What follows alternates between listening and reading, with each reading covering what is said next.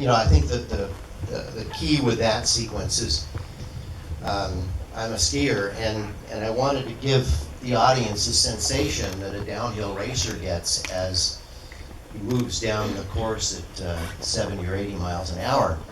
I also wanted to slow the action down, and it's kind of a cute little story. Jim Freeman and I owned several cameras that would run 600 frames a second, shooting 16 millimeter. So we fell in love with slow motion years before shooting surfing films. When we got into the IMAX world, and this was all about 1986 through 89, I wanted to try to build a camera that would run 110 frames a second. And everyone, the people at Kodak, the people with the camera manufacturing companies said, no, that won't work. The stresses will just be too grand with that big frame moving through. 110 frames per second, imagine how fast that is. Until I called one guy named Bill Shaw, who said, well, that could be fun. And if you didn't know Bill Shaw, he was one of the best people in the world. He was like a little boy who he had a dream in his eye every day of the year. And so I got him intrigued one evening on the phone, and the next day he called me up and he says, I think I have a solution. And I said, well, how are we going to do this? Financially, it's probably going to cost $150,000. And he said, I bet I can talk Graham and the rest of the people here at IMAX into financing half of that. And I said, I bet you I can talk the Museum Film Network into financing the other half. And so we built this camera. Jeff Williamson turned out to be the guy that actually had to build the movement. It took us a year to build and test the camera.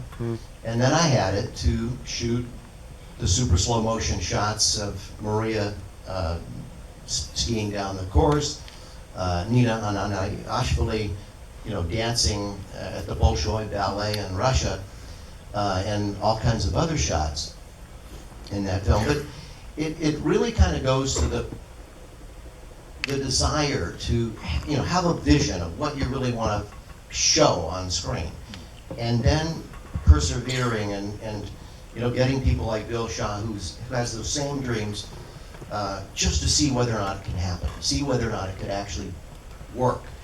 And in this case, it did. The camera worked flawlessly, even though it weighed next to a ton. And then you got it to location, you strapped lead weights on it. We had all these lead weights bolted on so that the camera wouldn't shake too much as you turned it on. But we hiked it everywhere and shot with it, and it ended up working perfectly. Well, there are a few jams. And then the inner body images of To the Limit were astounding to develop. Developed a microscope and then an endoscope to try to convey what our human body is able to do when it's taxed with training and repetition, and we can get ourselves to perform better. And that was the whole point of the movie, how amazing our bodies are. And we actually got a lot of people to quit smoking by showing them what the lungs look like and how intricate the exchange of oxygen and carbon dioxide is in the lungs. In IMAX, you don't have to say a word. You can show them the image of the lungs that we have in that movie, and kids go, oh, I don't want to put anything in my body that's going to damage that intricate beauty. Anyway, it was a great experience. Thank you, Greg.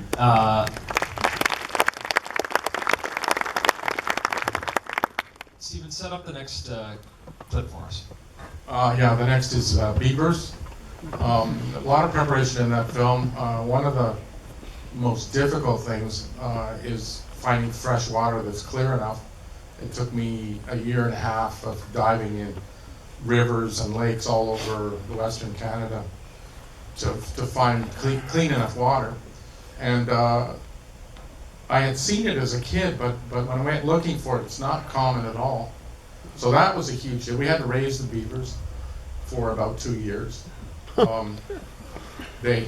you're raising them they're not, you can't train them. Basically, they do their own thing. Somebody once said that a beaver, when you raise a dog, the dog thinks he's human. When you raise a beaver, the beaver thinks you're a beaver. I think I got that right. So, anyway, I asked Pietro, when we were working in the wilderness way out nowhere on this tiny road, and I asked him about maybe getting a little crane or something to do some jib shots. And a few days later, there's an enormous crane, a truck construction crane, shows up through the woods. And it's like hundreds of feet high. It's an enormous machine. And Peter made a deal with the owner of the construction company that it would be a great idea for him to go on his honeymoon on this beaver shoot.